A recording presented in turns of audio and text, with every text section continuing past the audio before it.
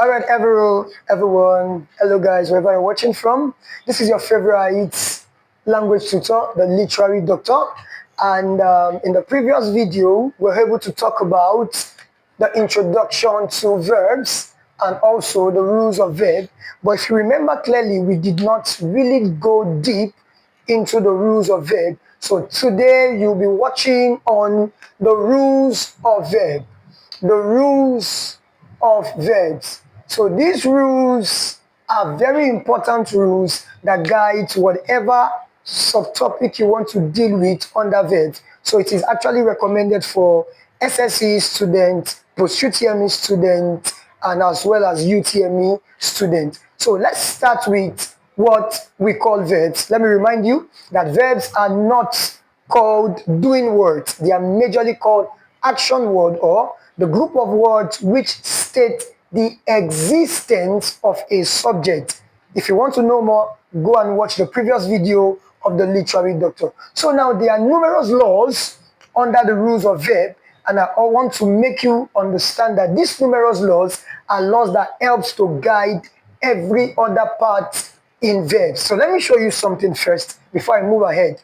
Then if you look at the rules of verb, we have to quickly go back to the types of verbs. So the types of verbs previously I mentioned, we have number one, we have the lexical verb. Yes, the lexical verb. The second is the auxiliary verb. Yes, the auxiliary verb. Then the third is actually a part of this, but for clarity's sake, I'm going to call it anomalous verb. Anomalous verb. Then after that, we can move ahead to the fourth one, very common. We call it the transitive verbs. Then after that, we look at the intransitive verb. Then the sixth one, we look at the singular verbs. And the seventh one, we look at the plural verbs.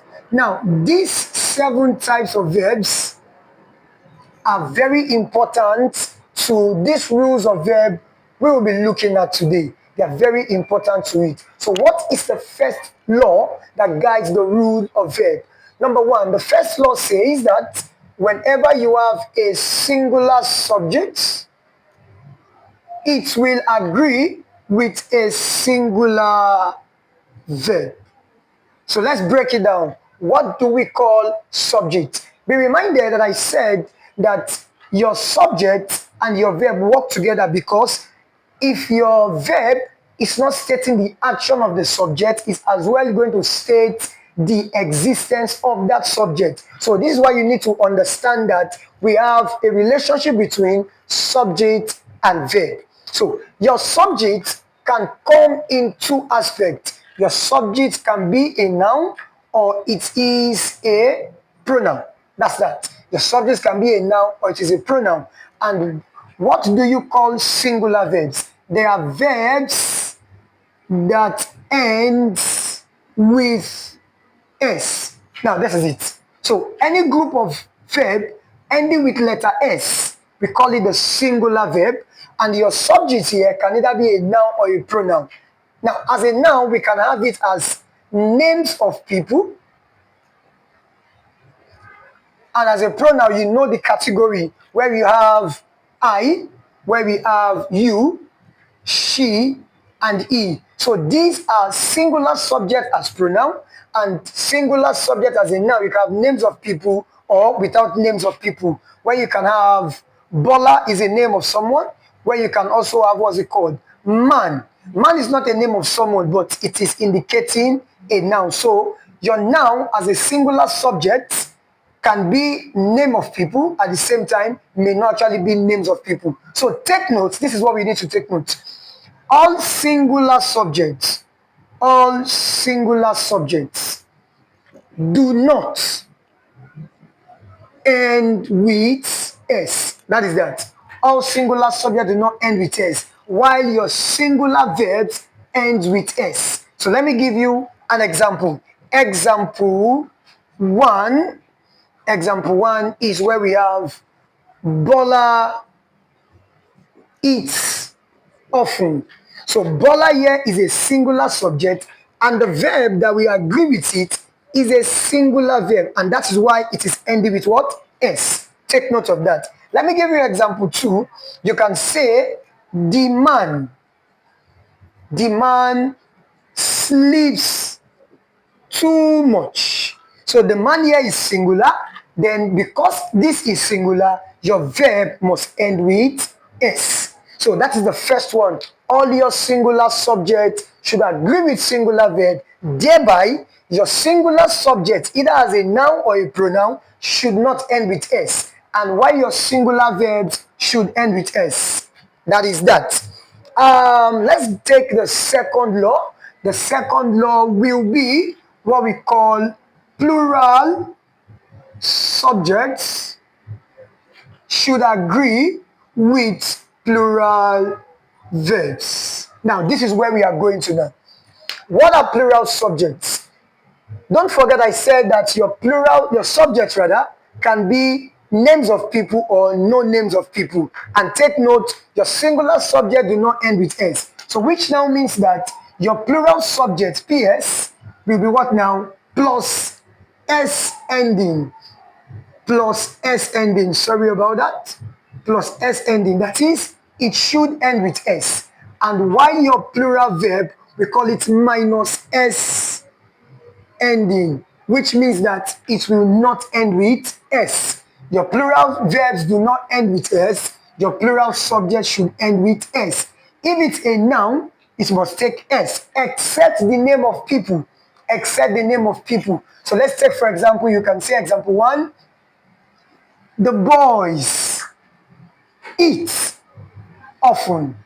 The boys eat often. So because this guy is taking S, it means that if you are talking about a plural verb, it will not take S. Another example is they dance very well. They dance very well. So this is they referring to more than one, and this dance should not end with S, making it a plural verb. That's being said, and we can move to rule number 3. The third rule states that you, as a singular subject, should not agree with singular verbs. Take note. So you, despite the fact that you being a singular subject, cannot agree with a singular verb. It is an exception. It's an exception. This is why we don't say you was. This is why we don't say you is. It is only correct to say you are my friend. You are my friend.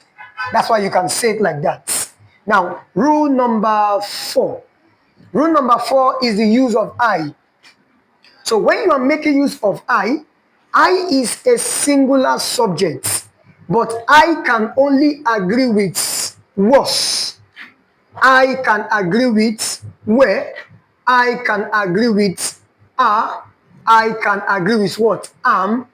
And other plural verbs. Except was. Let me say this again. Except was, I cannot agree with any other singular verb. It can only agree with what now? A plural what now? Verb. So, I can therefore say, I am hungry, which is what? Correct. I cannot say, I is hungry. This expression is wrong. I can also say, I was at the park.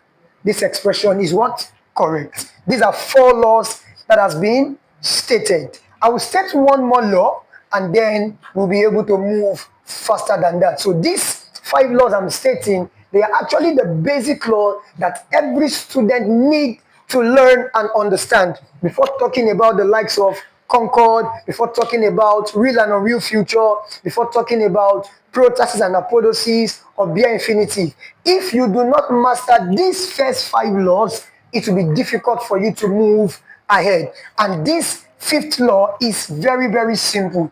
And that fifth law says that your present action is equal to your present tense. So you cannot say I was when the action is present. You cannot say we were when the action is present. So let's move ahead. We can say past action is equal to what now?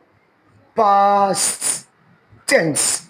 And lastly, you can say the future action is equal to the future tense. Yes.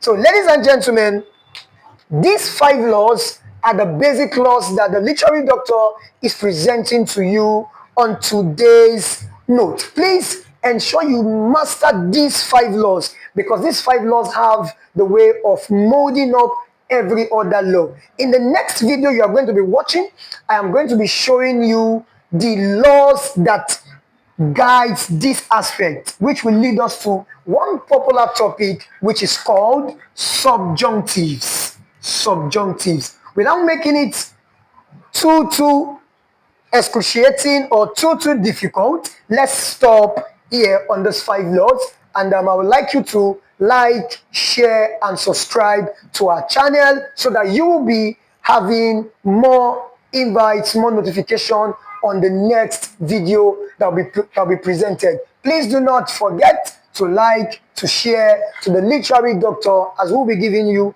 more clearer videos and more instincts. Thank you for watching.